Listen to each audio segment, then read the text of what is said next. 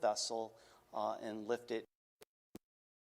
Get that done, the vessel will be able to be refloated and recovered out of the channel. Right now, the majority of it is sitting out of the federal channel. It'll get out of the way. We will remove the rest of the wreckage, Mr. President, and we will open up the federal channel. So I want to talk to you about what you can see under the water now. So you can see and look at all the wreckage above the water, and that's very clear. So what you're looking at now, Mr. President, is a 3D scan of underwater. Again, as a reference point, the red is above the water, and it's this section sitting right here. Below the water, the debris and wreckage is sitting in the 50-foot channel.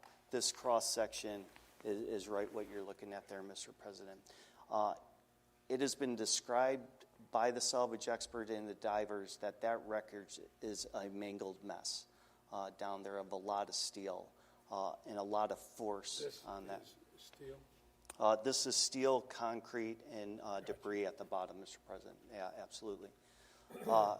So I want to talk to you about the great work that the divers are doing down in a very dangerous environment in that wreckage. The divers go down, they are tethered to a barge, and with zero visibility, they are working in this environment.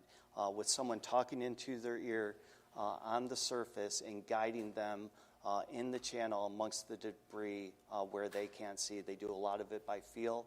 And what they are collecting is the data to determine how we are going to cut and lift all the wreckage and debris out of the channel, Mr. President. I'm going to go back here. One more question. Yes, sir.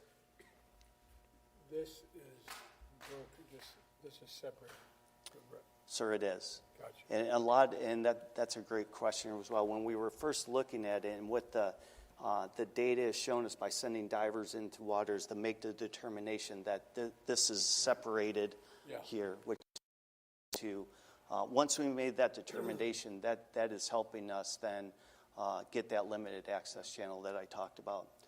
So I've got 51 divers on the team, 12 cranes on site. I have everything I need to get this federal channel back open for you in the nation. In other places, you're amazing. Yes, sir. Thank you. You really are. You're amazing.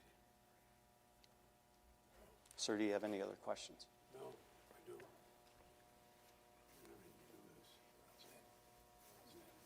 The cooperation is fantastic. The best I've seen, Mr. President. You got the best company to work with. And Mr. President, that unified command approach is what allowing us to move as quickly as we are, because each agency brings to bear their authorities, their expertise, their capabilities, and their equipment, and we merge them together so that we create unity of effort and coordination and collaboration throughout. And that creates speed in any major response, sir. And this team is working great, sir. Yes, sir. Governor's former Army guy, too, Mr. President, so it makes it easy to work with. I was trained well. Yes, sir. This guy's got guns as big as my thigh. Mr. President, so I'll take you over to the next brief unless you have Sir. other questions, sir. Oh, I'm honored, Mr. President. Thank you for the opportunity. You're the best in the world. Thanks, sir. We're going to get this done. Thanks, sir. Thanks, Governor. You want me right here? Yes, sir. Nice to see you again. Mr. President, three things I wanted to give you. We're going to take a little further lens, if we could. I want to give you a sense of the impact that this has had on our system, both our highway system and our port system. I want to talk about the immediate actions that we've been taking, and then I want to talk about rebuilding the bridge. So just big picture, sir, this is the Baltimore area. This is the Baltimore Beltway. This is the Francis Scott Key Bridge, which is here. We have 3 crossings of the harbor: Francis Scott Key Bridge, Baltimore Harbor Tunnel, and Fort McHenry. Roughly 250,000 vehicles a day. I was one of those vehicles about 1,000 times over the last I know. And thank you for the tolls, sir. You did stop and pay the tolls. I want you to know that. So as you can see, this bridge serves both communities and particularly the workers that work in this area. So that's a challenge that we will have going forward. It is a relief valve for these 2 bridges and actually the Beltway. If anything happens on the Beltway, people then gravitate to these 3 sources, obviously the 2 tunnels as well. And it's also the hazmat route. So any vehicles that are too high, too wide, or with dangerous materials, they use this facility. Now they can't do it. They can't go through the harbor tunnels, so now they have to go around the Beltway. So that's adding roughly about 30 minutes in time for that, and obviously create some other issues for that. So those are types of things we're dealing with on the highway system. In terms of the port itself, clearly we have roughly 8,000 people a day that would show up in those locations every day to report to work, 20,000 that were dependent upon the Port of Baltimore, and roughly 50,000 in total that were supported by the Port of Baltimore. Huge economic impact, not only here, but nationally. Roughly 27 states that we serve directly out of here, all the way out to the Dakotas with service. The number one auto, as you know, the number one auto processing unit in the United States. About 15% of all autos come through here in the Baltimore. And all the heavy equipment, meaning farm equipment, big construction equipment, comes through here. Over 30% of that comes.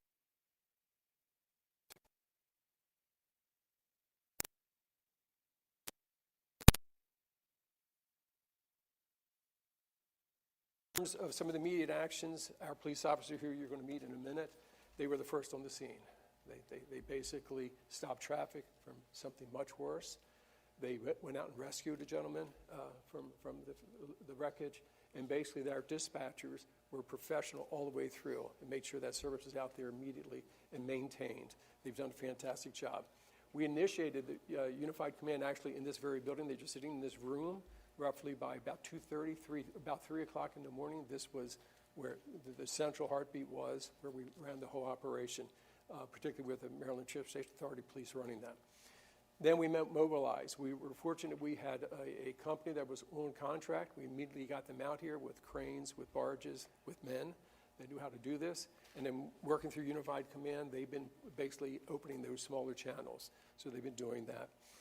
We will continue to work with our partners on the outside. We have trade, which is just outside of the impacted area, in effect, both to stage where we're going to put salvage, but also to try to get more jobs and keep things flowing through the port until it's totally open.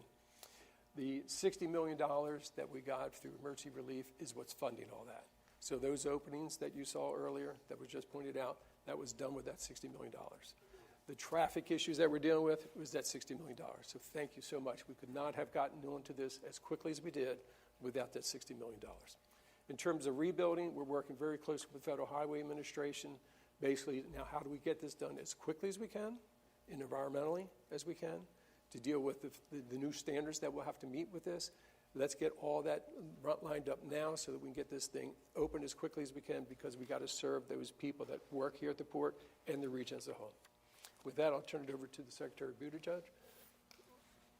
Thanks, Paul. So, Mr. President, on day one, you directed us to do everything possible to support the state of Maryland from a DOT perspective. That has mainly meant supporting the Maryland DOT on 4 lines of effort.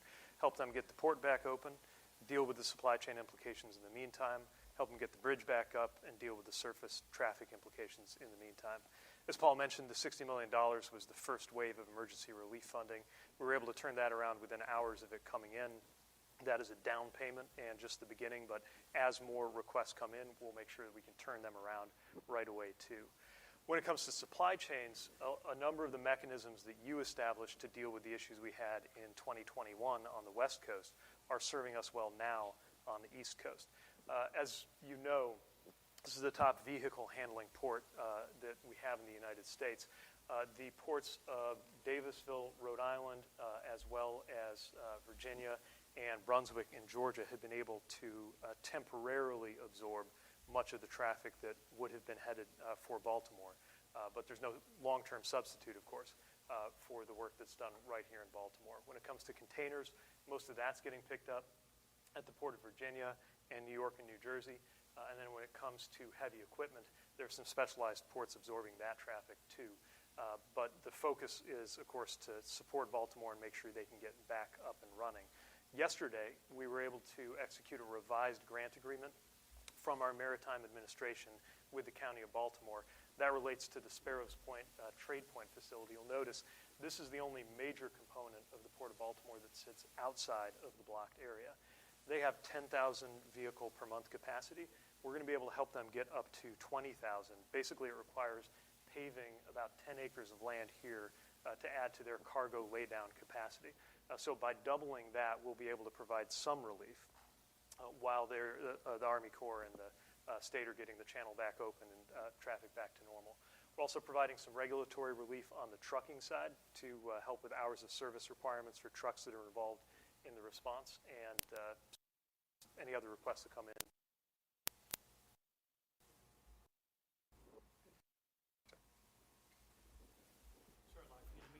Great first responders that came on day one and were just tremendous, sir.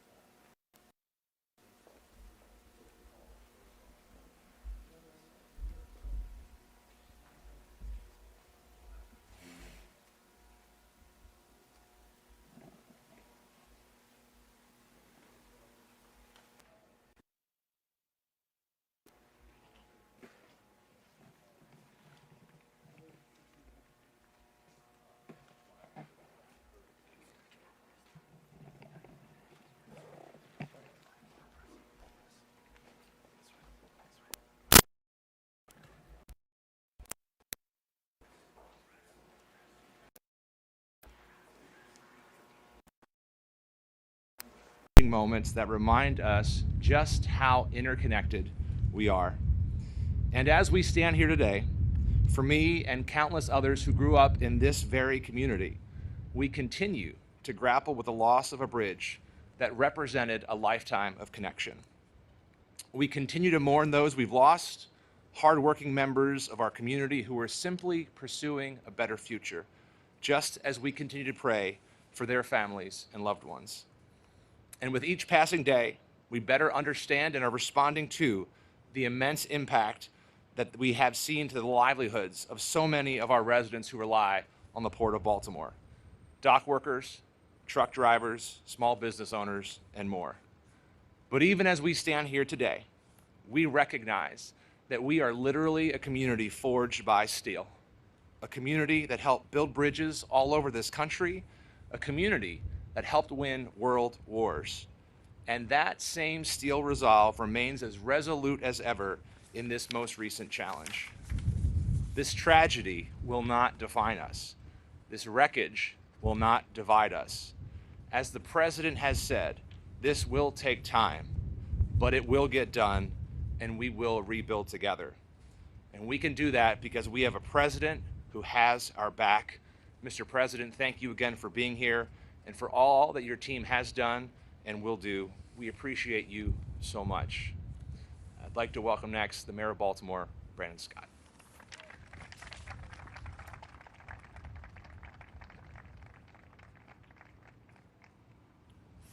Good afternoon, and thank you, Mr. County Executive. I want to thank each and every one of you for being here to show up for Baltimore in this devastating moment in our history.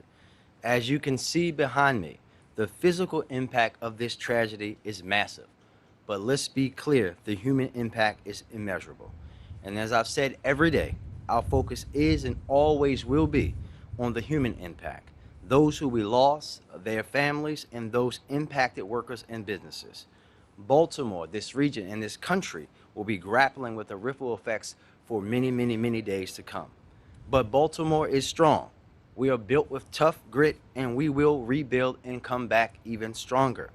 This past week and a half, this incredible team has worked around the clock to ensure that we remain focused on the mission at hand. I'm incredibly proud to see how everyone in our community, every level of government, business, nonprofits, and everyday individuals have come together to wrap their arms around our community, especially those who lost loved ones and the families who continue to bear the brunt of this tragedy. We made a commitment to all of them that we will be here for them every step of the way and forever. And I know we all share a commitment to keeping that promise. As mayor, I'm not naive about the image of our city that has also been fostered by those who don't know it very well. This time feels very different. As we stare down perhaps the biggest complex challenge of our lifetimes, we've shown the world what Baltimore is actually made of. Our love for one another, our commitment to our home, and the grit we have to see it all through. That is embodied by everyone represented here, from the county executives, our wonderful governor who's been leading our unified command, the best congressional delegation a mayor could ask for, the entire Biden-Harris administration, including Secretary Buttigieg, Vice President Harris, and President Biden himself. Every one of those people sees this city the same way I do, through the beauty it holds and the strength that our people exhibit. And we could not ask for better partners, and President Biden is the most important and the biggest partner in that work. He's been that way since day one of his term. Whether it's gun violence, tackling housing insecurity, or infrastructure, President Biden has been here for Baltimore. So I knew that night when I got that call from my fire chief that he would be here now, that he would make sure, as he said, he's moving heaven and earth to make sure that the Port of Baltimore is reopened, that the Key Bridge is rebuilt, because this is not just about Baltimore. This is about doing as he does each and every day, showing up for American people. I am so deeply grateful for the partnership and strong leadership of President Biden, and I know that we will work together as we have through every single moment of this tragedy, together, uniform and unified, to make sure that we see it through. Thank you, Mr. President, for your leadership, your guidance, and your overwhelming support and love for Baltimore. But without further ado, I will turn it over to a member of that best congressional delegation in the United States Congress, the man who literally gave me my voice, Congressman Kweisi Mfume. Sir?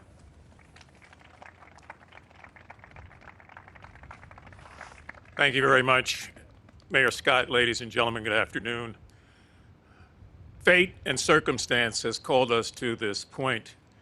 How we deal with it and how we get beyond it will depend on our grit, our resolve, and our belief that no mountain is insurmountable. I want to just take a moment to be deliberately redundant and to say to Governor Wes Moore how much we appreciate your leadership, your stewardship, and your friendship. He will be here in just a second to address all of you, but I can say, as I've said every day that I've been here, this is the best team that I think any state could put in place to deal with a tragedy like this. I want to certainly thank President Biden, who called many of us just hours after this occurred to pledge in an unwavering way his support, his dedication, his commitment, his resolve to making sure that this bridge is rebuilt again, that these channels are open to commerce again, that the men and women of the unions, particularly the longshoremen and all of the independent businesses and others who have depended on this means of commerce, will in fact survive again. I would be remiss if I did not say a word once about the Unified Command, the Coast Guard, and the Army Corps of Engineers, who are right now, as we speak, doing what they must do with 51 divers in place under the bridge and over the bridge, helping to bring about the change that we are all waiting for. And I would be equally remiss if I did not lift for our collective memories those persons that died on that bridge, those families that watch these proceedings and whose hearts break every night, those children who will never know their father as their father knew them, and to all of us who recognize that it could have been any of us, we pray to God Almighty that there is some sense of closure to all of this. So these are difficult, daring times, but we believe that we've got the right grit here in Baltimore and throughout the state of Maryland to deal with that.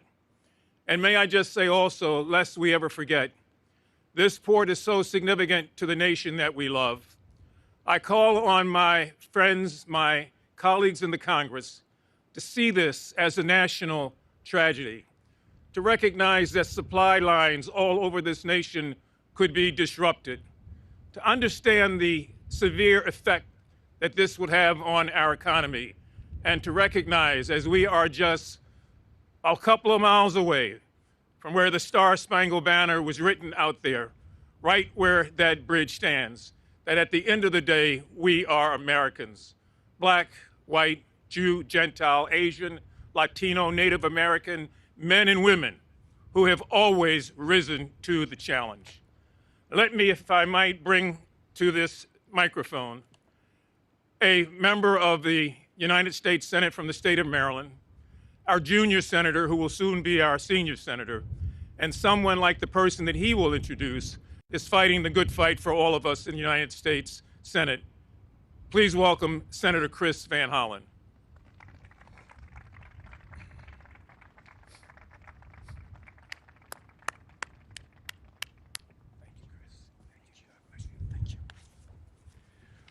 Well, thank you, Kwaizi, and thank you for being such an incredible, wonderful member of Federal Team Maryland. It's good to be with all of you today. I'm very sorry about the circumstances that bring President Biden to Baltimore, but it's always great to have the President of the United States, Joe Biden, in this great American city, whether it be moments of triumph, a moment of tragedy, or a moment when we are going to grow from tragedy to triumph. Baltimore is a city that President Biden knows well. He's been here many times. He commuted through here from Delaware. As he will tell you, Biden ancestors came from Baltimore, and he knows that this is a great American city. That's what he told me. That's what he told Senator Cardin, Congressman Fume, the governor, the mayor, and all the others who the president called the day this bridge collapsed. And in those calls, he first of all expressed sympathy and support for the families and loved ones of the 6 men that we tragically lost that day. He said thank you to all of the first responders, the city level, the state level, and the federal level, recognizing the sacrifices they were making, putting themselves in danger as is being done right now in terms of the divers and others. But that day, he thanked those who helped prevent more people from dying in this tragedy. And he pledged to do everything in his power to help every single person impacted by this tragedy, to use the full power of the Office of the Presidency and the federal government to help the city. And he didn't only pledge his solidarity. By the time he made those phone calls, he had already ordered the federal government and its agencies to get to work. By that time, the Coast Guard was already on the scene working with other first responders, setting up the unified command. By that time, the president had already ordered the Army Corps of Engineers to begin to figure out how we're going to reopen the port by clearing the channel. By that time, he was also already working to find a way to make sure that the federal government steps in to help cover the costs of building a new bridge. The city of Minneapolis lost a big bridge in 2007. America came together to help them, and the president has said America will come together to help Baltimore and Maryland at this time. And his team was already on it. You're going to hear from Secretary Buttigieg. I got a call from him at 3 a.m. that morning, and it was just one example of how the president's team sprung into action. The funds and setting up the funding for replacing the bridge through the emergency relief program. You already heard that $60 million has come to the city of Baltimore and Maryland. to help deal with the impact of traffic pattern changes. And the president and his team will be working with us, first of all, to make sure that through that emergency relief program, the federal government pays 90% of the costs, and they're going to work with us to commit to the president's pledge of 100%. Senator Cardin, Congressman Fume, and I will be introducing legislation together with the administration to do that in the coming days. And finally, while the president has been doing all of this, first and foremost was to help with the people who are most impacted by this tragedy, the families of the 6, making sure we put our arms around and thank the first responders, and of course help all those thousands and thousands of people who are impacted by what's happening in the Port of Baltimore as we clear the channel, including the longshoremen that we met with, many of us just a short time ago. The Small Business Administration is providing emergency loans to every small business impacted by this. The Acting Secretary of Labor has been in Baltimore pledging support for the workers who are not getting paychecks because of what's happening. Tom Perez out of the White House has been here as well. So the president has committed to 3 things. Number 1, partnership, working with our terrific governor and the governor's team, working with our mayor and the county executives, working with the federal level and all levels of government to get it done. And the message he has said from the beginning, is we have to be there for the people most impacted by what happened. That has been the president's North Star. That's his North Star in Baltimore. That's his North Star in Maryland. That is his North Star for all of the American people. So I'm so proud that we have the president coming back to Baltimore. Sorry about the circumstances, but he will show that America always rises to the occasion, and we will make sure that we come out of this strong. And one of the people who's been leading the way at the federal level has been the head of Federal Team Maryland. Ben Cardin may not be running for re-election, but I can tell you he is running 24/7 to help the great city of Baltimore and Maryland in this hour of need. He has been a great partner. He's been a great friend. He's a great friend to all of us, a national leader. Ladies and gentlemen, please welcome Senator Ben Cardin.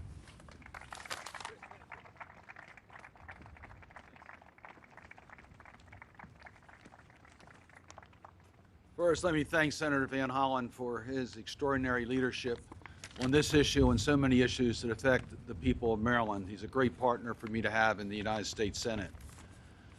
We all have been in various stages of grieving during the last week and a half. This has been a tough time. I want to first thank our first responders. They saved lives. 6 of our fellow Marylanders went to work on that day. They went to work to help build our infrastructure, make our roads safer, make America stronger, and to provide resources for their families. They did not return. They lost their lives. Our prayers, our thoughts are with the families, and we will always be there. President Biden made it clear from the beginning that he would be with the people of Maryland every step of the way. Thank you, President Biden. Thank you for giving us what we needed at that moment and every day since, and continue to provide the support we need to recover from this catastrophic event. You established a unified command. You've heard my colleagues talk about this unified command. It is something that none of us had ever seen really put up the way it was. We had the experts on every subject, but working together to complete the mission, to open our channel, to rebuild the bridge, to take care of the people and businesses impacted. This unified command led by our Coast Guard, our Army Corps of Engineers, Team Maryland, Governor Moore, what an extraordinary leader he's been during this event. We thank him for that. Mayor Scott in Baltimore, the work that he has done, County Executive Oshesky in Baltimore County, the work that he has done, County Exec Pittman in Anne Arundel County. It's been a team effort. As a result, we've made a lot of progress. And you heard the announcements today in regards to opening the channel, and we're already planning for the replacement of the bridge. Thank you, Mr. President, for making that possible by providing the resources and the personnel without delay so we can make this type of progress. I also want to thank my colleagues in Congress on both sides of the aisle who have contacted us and offered their support. When you have a catastrophic event to a critical infrastructure, we come together as a nation, and we will come together as a nation to make sure we do what is right. The key bridge, the Port of Baltimore critical infrastructures. Port of Baltimore, the third largest that we have, handles $80 billion of import-export every year. This is port powerhouse, and we know that, the impact it has. 8,000 direct jobs, thousands of more jobs are related to the Port of Baltimore. The impact on our community and our nation, President Biden understands that. From the auto dealers that depend upon the autos that are rolling off the ships here in Baltimore, to the workers that depend upon the plywood, the paperboard, construction equipment, aluminum, iron, steel, lead, animal feed, nickel, zinc, lead, and the list goes on and on and on that comes through the Port of Baltimore. This is affecting our entire country. President Biden knows this bridge. He's our neighbor from Delaware. He drives on that bridge. He understands the importance of it. And he also knows the importance of this bridge and our channel to our nation.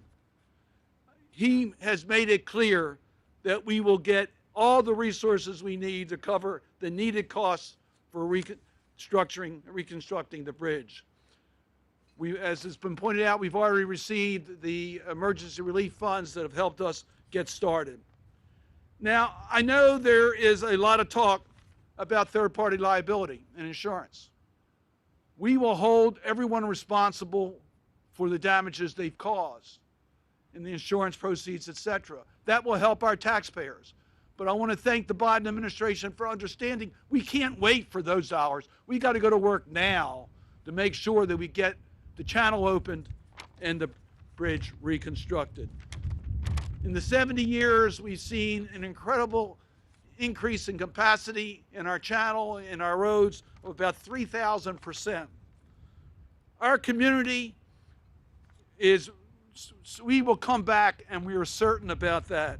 As our governor says, we're Maryland tough and Baltimore strong. We will reopen our channel. We will rebuild our bridge. On the day of the tragedy, I received a call from Secretary of the Transportation, Buttigieg. Within hours, he was here in Baltimore. He brought the full resources of the Department of Transportation, his incredible team, and his problem-solving skills to Baltimore, which has made a huge difference. We thank Secretary Buttigieg for everything he has done, and we're honored to have him with us today.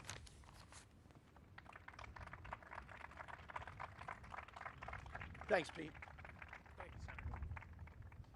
Thanks very much, Senator Cardin. And you in Baltimore and Maryland are so fortunate to have the extraordinary federal delegation that you do, led by Senator Cardin, Senator Van Hollen, Congressman Mfume, and all of those who are there on Capitol Hill day in and day out, making sure that this incident and anything of concern to the state of Maryland is addressed. I want to recognize and thank the first responders, Coast Guard, U.S. Army Corps, demolition and construction crews already hard at work in challenging conditions as they have been from the first moments of this matter. And I want to recognize the extraordinary leadership of Governor Wes Moore, who we have been working with very closely, along with the great work of Mayor Scott, County Executive Olszewski, and all of the state and local leaders who are here and their teams. And I'm particularly thankful for the leadership of the President of the United States, President Biden, who from day one set us up in a way that we could work swiftly and collaboratively across federal agencies and in partnership with state and local authorities, with labor and the private sector, all with the same goals, to get the port back open and the bridge back up. Over the last week, we have learned more. We have learned more about the 6 construction workers who lost their lives, men who were out on a cold night, filling potholes, making repairs, while most people were sleeping. They and their families are very much in our prayers. Over the last week, we have also learned more about the first responders whose bravery and quick thinking saved lives. And over the last week, the U.S. Department of Transportation has been working with urgent 4 main lines of effort: to help Maryland reopen the port, to help deal with the supply chain implications until the port reopens, to help rebuild the bridge, and to deal with the surface transportation implications until the bridge is rebuilt. I can provide some updates on those lines of effort since we offered a briefing last week. Last Thursday, we approved Maryland's request for $60 million in quick release emergency funds. The state has the flexibility to use that funding in a number of different ways, including advanced procurement, design, and construction activities.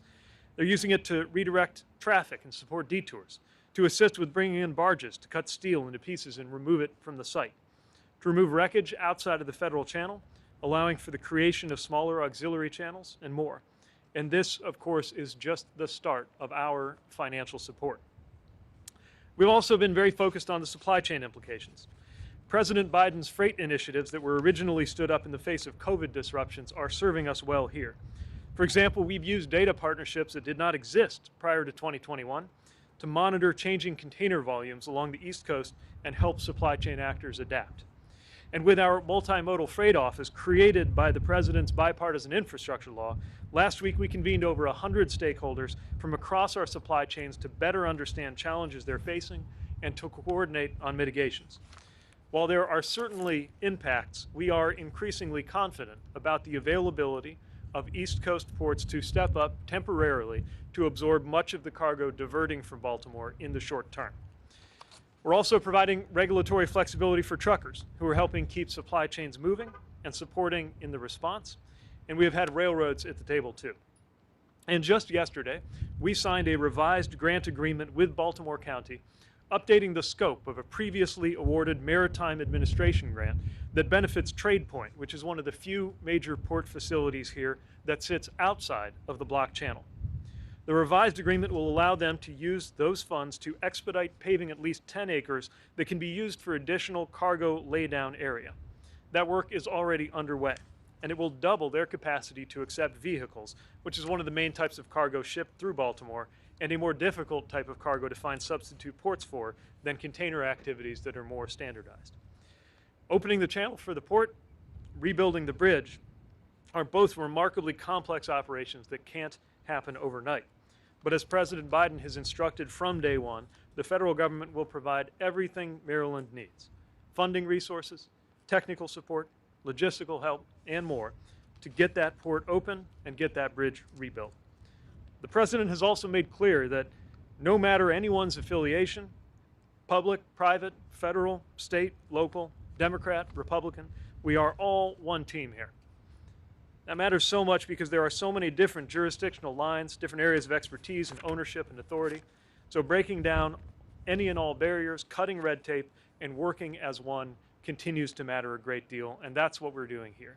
Which is why, with that spirit of partnership and the commitment that I have seen here on the ground from the first hours, there is no doubt in my mind that Baltimore will come back stronger than ever before. Thank you very much.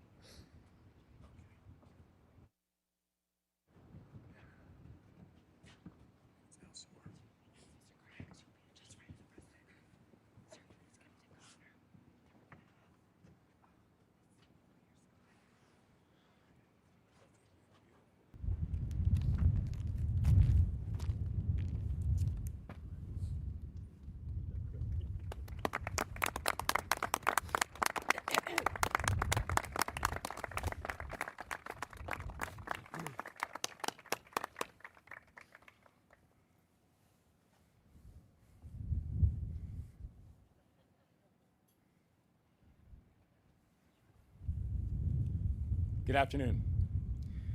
Mr. President, on behalf of 6.3 million Marylanders, welcome back to Baltimore. Good to be back. I want to thank the mayor, our county leaders, our federal delegation, Marylanders from all walks of life, Team Maryland. We are here together in partnership. And today, and every day, we are thinking of the 6 victims of the Key Bridge collapse and their families. They are in our hearts, they're in our thoughts, and they're in our prayers. Están en nuestros corazones, nuestros pensamientos, y nuestras oraciones. And 10 days ago, a piece of the Baltimore skyline and a piece of the Baltimore spirit plunged into the river. But the people of Maryland, we rallied. And I tell you, Mr. President, the city of Baltimore is stronger today than ever before.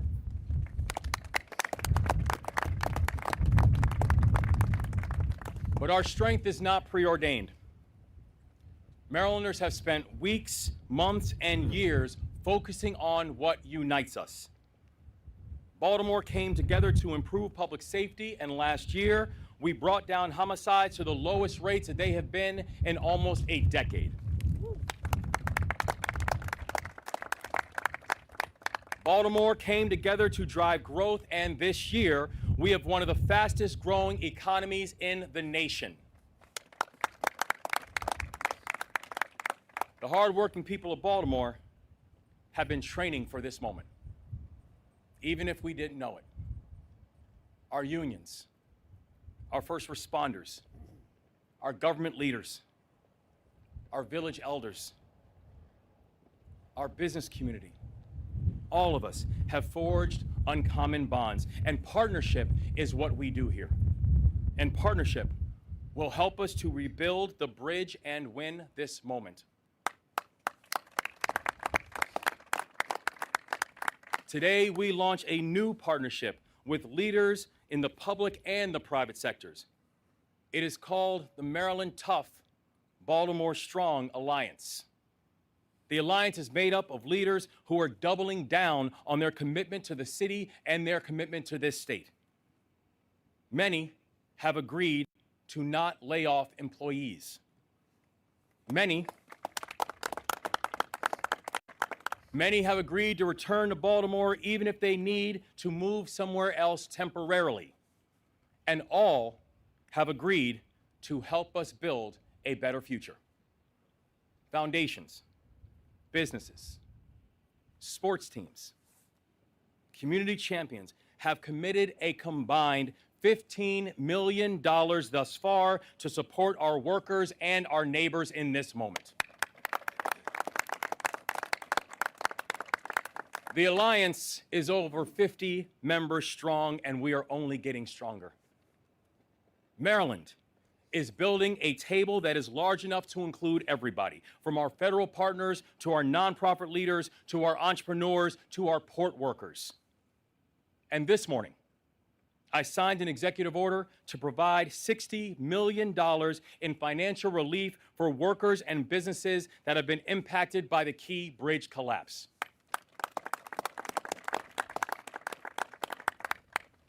Now, I know our state's largest city is being tested right now, but Baltimore has been tested before.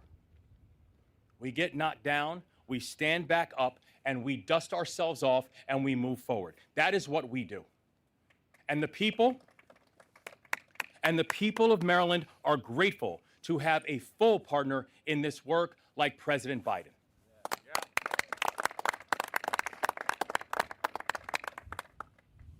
I received my first call from the White House at around 3 a.m. on the day of the collapse. And every hour since, we've worked hand in hand with this administration. President Biden might not be a Marylander by birth, but I tell you, he's proven what it means to be Maryland tough and Baltimore strong. The President stood with us in the first 100 days of our administration to announce historic funding for the Frederick Douglass Tunnel. And he stands with us today to help the families clear the channel, lift our people, and rebuild this bridge. With the support of President Biden and his team, I know that Marylanders of this generation and the next will look up, and once again, they will see the Francis Scott Key Bridge, and they will see it standing tall. The state of Maryland is honored to welcome the President of the United States to one of the most important cities in the United States. Ladies and gentlemen, the 46th President of the United States of America, President Joe Biden.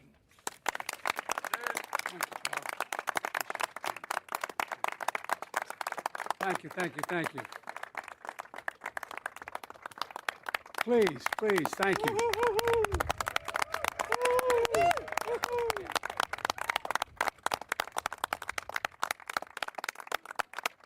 By the way, folks, I say to my dad, Dad, they're mispronouncing Baltimore.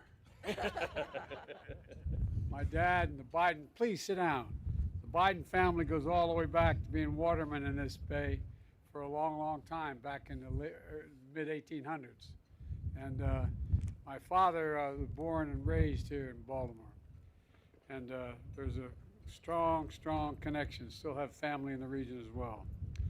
Governor Moore, Senator Cardin, Senator Van Hollen, Congressman Fumey, Mayor Scott, County Executive Johnny O. I like that. Johnny O, ho, ho. To all the military members and first responders, and most importantly, the people of Maryland, I'm here to say your nation has your back, and I mean it. Your nation has your back. And you've got, without exaggeration, one of the finest delegations in the Congress of any state in the Union, and they know how to get things done, and we're going to get this paid for, aren't we? Yes. Yes. All right. I was just briefed by the Unified Command about the ongoing impact of this tragic collapse of the Francis Scott Key Bridge last Tuesday. The damage is devastating, and our hearts are still breaking. Eight construction workers went into the water when the bridge fell. 6 lost their lives. Most were immigrants, but all were Marylanders. Hard-working, strong, and selfless. After pulling a night shift fixing potholes, they were on a break when the ship struck. Just seconds before, one of the men, named Carlos, who was only 24, left a message for his girlfriend. Here's what it said. "We just poured cement. We're waiting for it to dry," he said. Well, to all the families and loved ones who are grieving, I've come here to grieve with you. We all are. It's not the same, but I know a little bit about what it's like to lose a piece of your soul, to get that phone call in the middle of the night, to say family members are gone. I've been there. It's feeling like having a black hole in your chest, like you're being sucked in, unable to breathe. The anger, the pain, the depth of the loss is so profound. And we know it's hard to believe, and you're probably not going to believe me, but I can tell you now from personal experience, the day is going to come when the memory of your loved one as you walk by that park or the church or something that you shared together is going to bring a smile to your lips before it brings a tear to your eye. It's going to happen. It's going to take a while, but I promise you it will happen. And that's when you know you're going to be able to make it. I promise you it will come. Our prayers for you is that time comes sooner rather than later, but it will come. We'll also never forget the contributions these men made to this city. We're going to keep working hard to recover each of them. And you know, my vow is that we will not rest, as Carlos said, until the cement has dried on the entirety of a new bridge. A new bridge.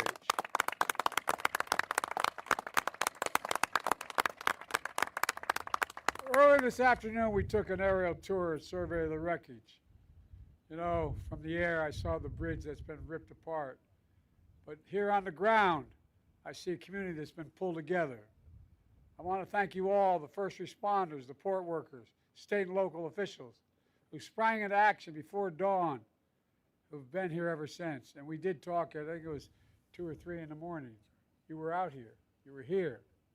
Within minutes of the collapse, the U.S. Coast Guard arrived on the scene.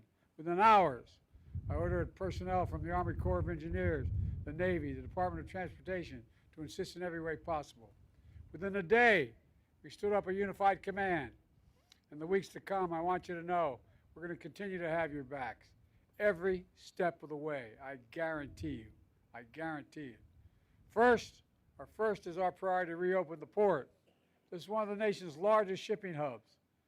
And it's the top port in America, both in importing and exporting of cars and light trucks, the #1. Simply put, the impact here has a significant impact everywhere, up and down the coast and around the country. Thousands of tons of mangled steel remain lodged in the water, blocking ships from moving in and out of the harbor. I've directed the Coast Guard, the Navy, and the Army Corps of Engineers, who are, by the way, the finest engineers in the world, and the state officials to work together to help remove this steel as quickly as possible and as safely as possible. So far, our team has been able to clear 2 small channels for essential ships, helping clear the wreckage. And yesterday, the Army Corps announced that by the end of April, they'll be able to open the 3rd channel for some commercial traffic, including car carriers. And by the end of May, we'll open the full channel, the full channel.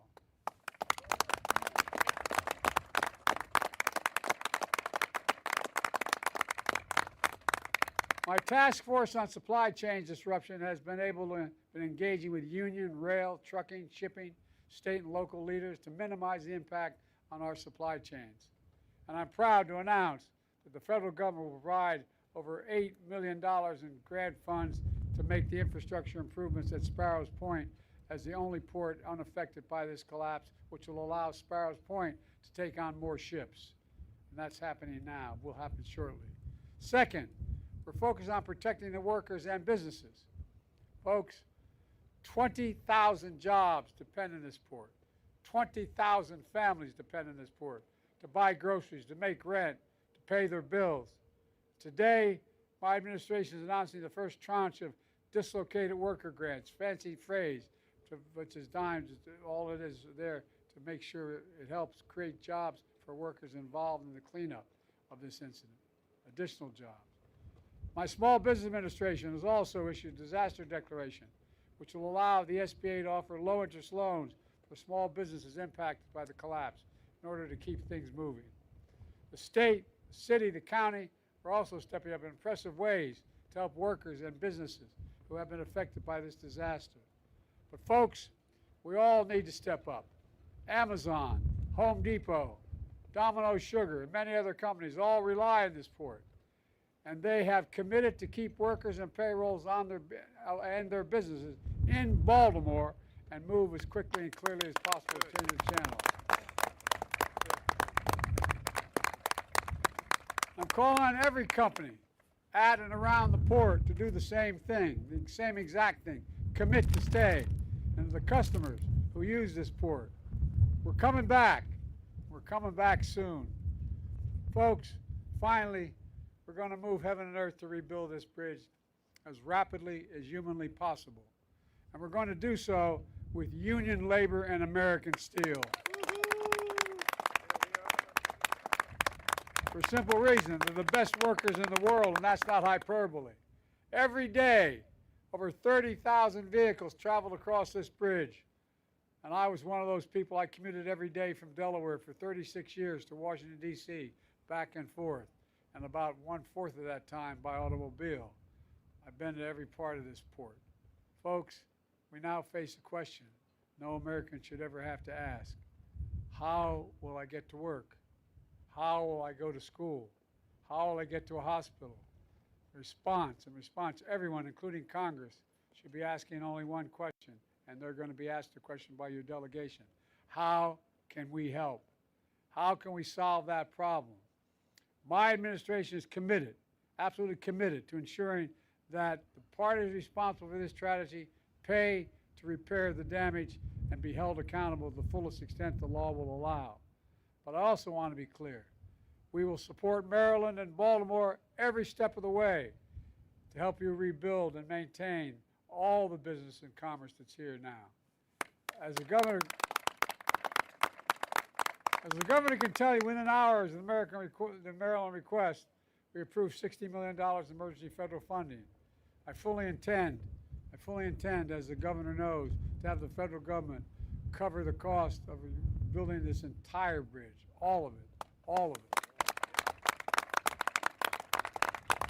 As we've done in other parts of the country in similar circumstances. When I stand here, I call on Congress to authorize this effort as soon as possible. Let me close with this. This port is over 300 years old. As a matter of fact, as I said, my great-great-grandfather worked here as a waterman in this bay. This port is older than our republic and it's been through tough times before. During the War of 1812, a young Marylander named Francis Scott Key, to whom the bridge was named after, sat in a boat in this very harbor, and he watched the British troops launch an attack after attack on American forces. But as the dawn broke, we saw the American flag still flying. Baltimore was still standing, and our nation, as he wrote in the Star-Spangled Banner, had made it through a perilous fight. Folks, this is going to take time, but Governor Moore, Senator Cardin, Senator Van Hollen, Congressman Mafumi, Mayor Scott, County Executive Johnny O, and others are going to rebuild this bridge as rapidly as possible. And folks, we're determined to come back even stronger. We're the only nation that's gone through every crisis that we've had. We come out stronger than we went in, and we're going to do it here as well. And once more, to make this perilous challenge. You know, because we're the United States of America, there's nothing beyond our capacity when we do it together. Think about that. Remember who we are. We're the United States of America. Nothing is beyond our capacity. May God bless you all, and may God protect our troops, our first responders, and all those who gave their soul. Thank you, thank you, thank you.